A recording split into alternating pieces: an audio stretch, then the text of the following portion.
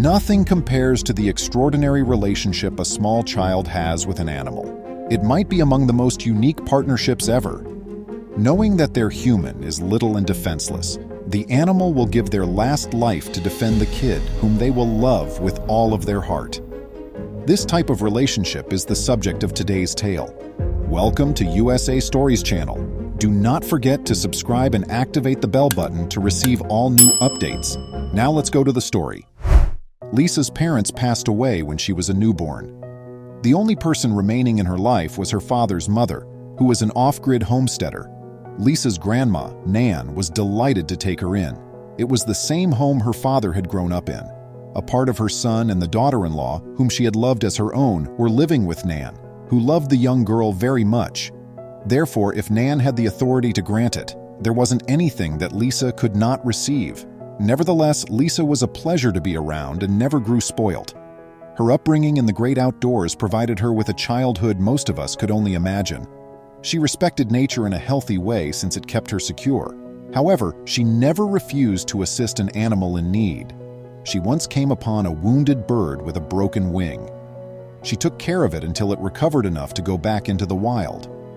Lisa was always fascinated to animals, according to Nan, and even as a small child she would assist in taking care of the animals on the ranch. When Lisa reached school age, she detested leaving the property and her animals behind. Children in the neighborhood used to have to travel to the city and live in boarding schools full-time. But fortunately for Lisa, times had changed. They would ride their four-wheeler to the nearby farm, where there was a little school. When the weather became too dangerous in the winter, they could stay inside and complete their work online. Lisa could stay with her Nan and the animals for the time being, but she would still have to attend to boarding school. The little daughter and Nan were strolling the property when the girl was around 6 or 7 years old, gathering firewood for the winter. They would require a great deal, and making enough preparations for winter and the summer was one of the most crucial tasks. Next, they discovered a bear trap, which Nan had not previously set. Although she would go hunting for sustenance, she disapproved of traps that caused harm to animals. These bear traps were a terrible idea since they would break an animal's bones and leave it to die. A wolf was trapped inside. She was injured and did not survive. Little Lisa was devastated, but then Nan's eyes shifted to something else. The wolf had milk. There were infants out there waiting for their mother, who would never return. Lisa pleaded with her grandmother to locate and tend to the pups in the woods. Though Nan was concerned that they would not survive either, she still intended to look for them. Although she knew it would make Lisa even more vulnerable, she was unable to stop it. She was familiar enough with her granddaughter to understand that she would never simply return home. They looked all about and tried to get the puppies to come out by calling to the wolves. At last, they detected faint whimpers.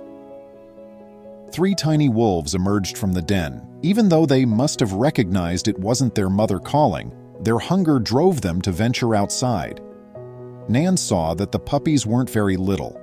They might have a chance if they could get them to eat. Nan took up one of the wolf babies. The other 2 puppies were then taken home by Mom after she had picked them up herself. When they got home, they chopped some beef and placed the puppies in a box with some blankets. Lisa fed them by hand as she sat with them. They weren't sure how to consume the unfamiliar meat at first, but soon their instincts and hunger took over, and they gobbled the stuff down. Lisa would feed them several times a day after that, and they adored her. Every time they spotted her, they licked and crawled all over her. Although the young puppies loved Lisa, they were still untamed creatures. They weren't pets, as Nan had warned her. The wolves needed to learn how to live independently from them. The young wolves would greatly benefit from having each other if they were to form their own tiny pack. Lisa began teaching them how to survive outside by concealing their food and allowing them to discover it, with Nan's permission. They engaged the wolves in a variety of enrichment activities. When they were first puppies, Nan and Lisa would only walk them when they could spend time with them. After the wolves grew larger and the area was secure, Nan and Lisa let the wolves wander free in the large paddock that Nan had constructed for them, complete with a lair. They came and went as they pleased, and they lived their lives pretty much like any other wolf would. The small girl and these wolves were similar in that they enjoyed cuddling together after school. That was a really great life. The wolves had been coming and going for over 2 years. Lisa was traveling alone to school on her four-wheeler at this point. She could go there and back, and she knew the area.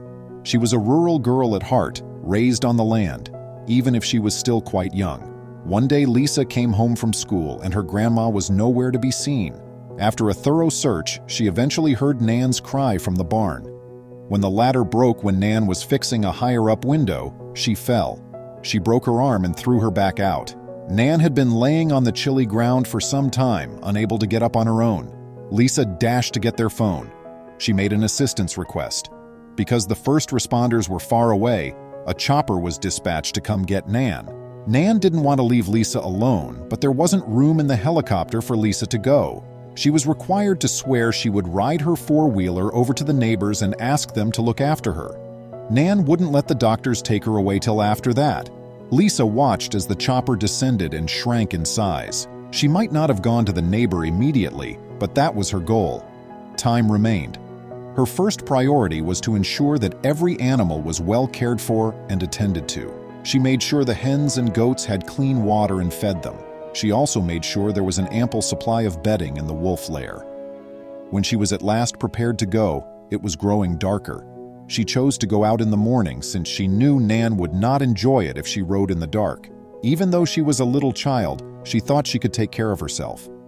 She was unaware of the extent of the danger, though, and Nan would never have left Lisa alone if she had known what occurred a short distance away. Lisa was receiving assistance for Nan at the same time that two prisoners had broken out of police custody. They were attempting to flee while hiding in the jungle. This brought them to the land of Nan and Lisa. They had crept inside the barn during the night and were hiding there. As dawn broke, Lisa bumped into them while heading to her four-wheeler so she could fulfill her vow to Nan.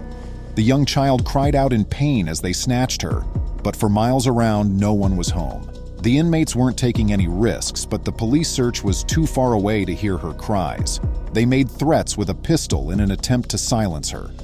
They were more than eager to injure her, regardless of her age, if she was the only thing preventing them from being free. They were unaware, though, that she had some backup plans of her own.